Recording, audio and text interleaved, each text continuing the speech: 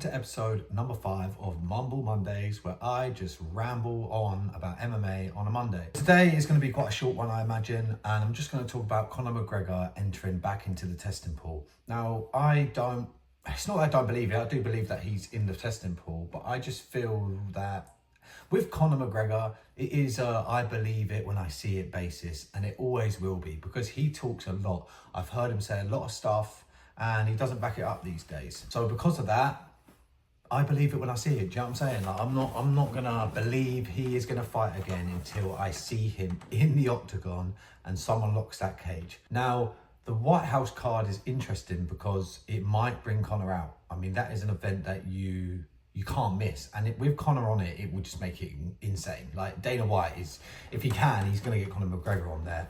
It's a no-brainer. So Conor posted a clip of him getting his blood done, or he had a little plaster where he got his blood done, and he also had a pint of piss, and he was saying, "I piss excellence," or some shit like that. You probably just piss drugs, let's be honest. Like, let's have it right. So yeah, I saw this post, and like 3 days later, he's having dinner, and he's having drinks, and he's smoking cigars. And I think, how serious are you? Like, you're not a serious guy anymore. You know, you're just not. You're not even recognisable anymore. I mean, you look like you ate the old Conor McGregor for a start, and also you look like some Disney villain or some shit these days. Like you look like you're up to no good.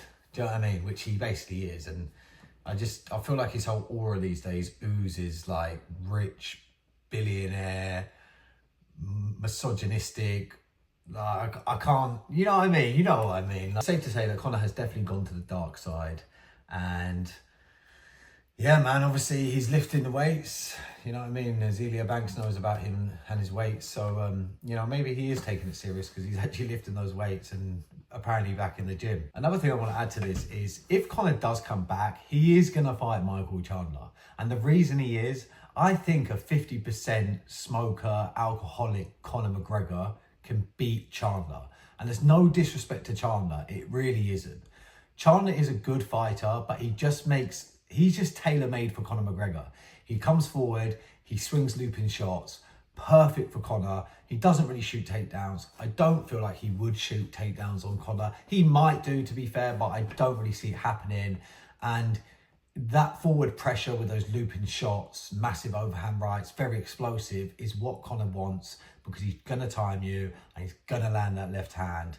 And I also feel like Chandler will be bamboozled in the moment. I think that he will struggle to deal with how big the fight is. And the reason I say this is because when he was in The Ultimate Fighter, when they both were in The Ultimate Fighter, I felt like Chandler looked a little bit shaky at points. He didn't know how to take McGregor. I mean, it must be weird. Standing in front of McGregor is like I say, it's like standing in front of a villain. Do you know what I mean? You know this man is corrupted and evil these days, and he's a massive star. And you know, I just think that Chandler is literally tailor-made, and he makes a lot of schoolboy errors. He makes a lot of errors because he's an entertainer and all that shit.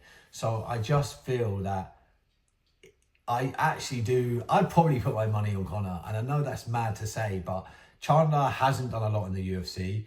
He's barely won. Like, I think he's won about 2 fights in the UFC, maybe. He's like 2 and 3 in the UFC or something like that. I think he's got 2 wins in the UFC and 3 or 4 losses. So he's like 2 and 3, 2 and 4, which isn't great. And like I say, he's just tailored for Conor McGregor. And I honestly think Conor McGregor will look awful if he gets back in that cage. I think that he just hasn't got it anymore due to the fact that he's probably not in the gym as much. Rusty. He's rusty as hell. His diet's atrocious. He's always drinking. He's always smoking. But I would actually probably pick Conor to beat Chandler just because of Chandler's style. Now, if Chandler switches it up, wrestles a lot, grapples a lot, and thinks tactically, then I think Chandler could do it. But that's not how Chandler works. Chandler's going to go in there, he's going to panic, and I think he's going to get KO'd. So that's what I feel. Let me know what you guys think. I do think Chandler is tailor-made for Conor, especially now he's on this slide. He won't be filled with confidence. His confidence will be shaken. We haven't heard a lot from Chandler since his loss to Charles, his second loss to Charles.